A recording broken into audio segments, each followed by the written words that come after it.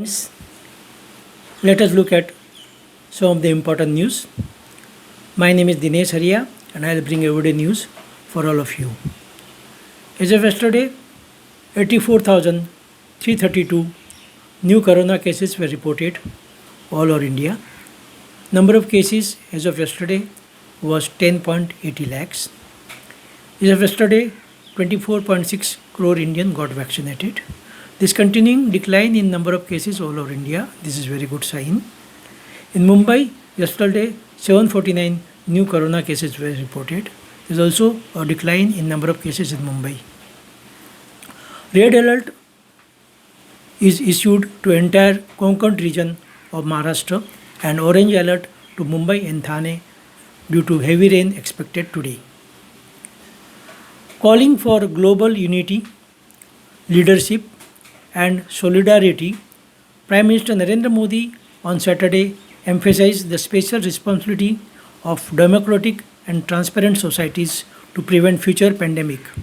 Addressing G7 outreach season via video conference, Modi also expressed India's commitment to support collective endeavor to improve global health governance.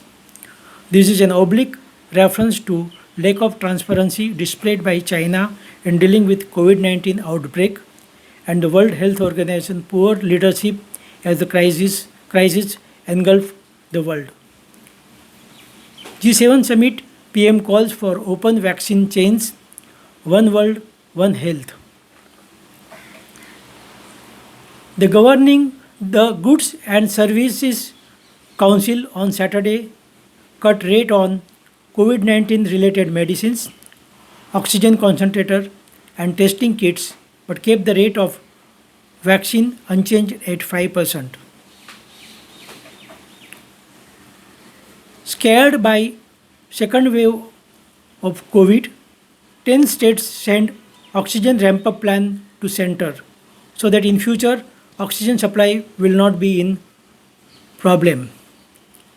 UK reopening may be delayed by 4 weeks due to new Delta variant of COVID-19. President of USA, Biden urges leaders of G7 nations to call out and compete with China. Diesel crosses rupees 100 in Rajasthan. Fear of third wave casts shadow on auto sector and sales of entry-level passenger vehicle and two-wheelers is likely to be down in coming months also. This is a cause of concern for auto sector. This is Dinesh Haria signing off.